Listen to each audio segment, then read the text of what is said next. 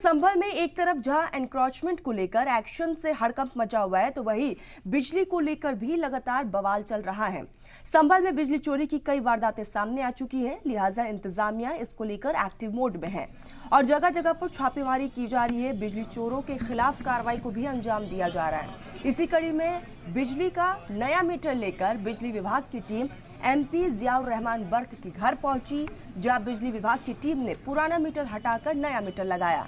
हालांकि सुरक्षा के लिहाज से वहां पर भारी पुलिस फोर्सेस की तैनाती थी, तो वहीं दूसरी तरफ सांसद जियाउर रहमान के बर्क ने यहां पर उनके वालिद ने इतनी पुलिस फोर्स को लेकर सवाल भी खड़े कर दिए और कहा कि सिर्फ मीटर बदलने के लिए इतनी फोर्स क्यों आई है।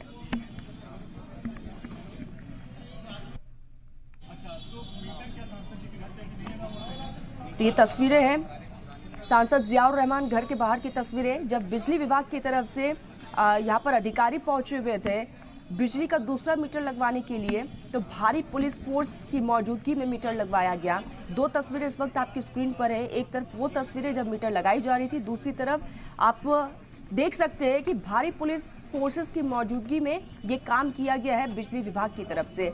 और इसी पर जियाउर रहमान बर्क के पिता का बयान सामने आया, जिसमें उन्होंने कटाक्ष करते हुए कहा कि सिर्फ एक बिजली के मीटर को चेंज करने के लिए इतनी बड़ी फोर्स की ज़रूरत क्या थी। आपको बताते चले कि लगातार हम संभल ये जो खबर निकल कर सामने आ रही है, बिजली चोरी का मामला लगातार तुल पकड़ता जा रहा है और ऐसे में इंतजामिया की तरफ से एक के बाद एक एक्शन भी लिया जा रहा है।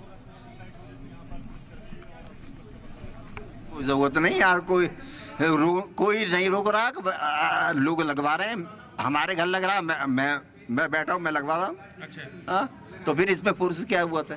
इससे फोर्स से तो और गलत असर पड़ेगा, भ्रम फैलेगा लोगों में कि क्यों फोर्स मिल रही है।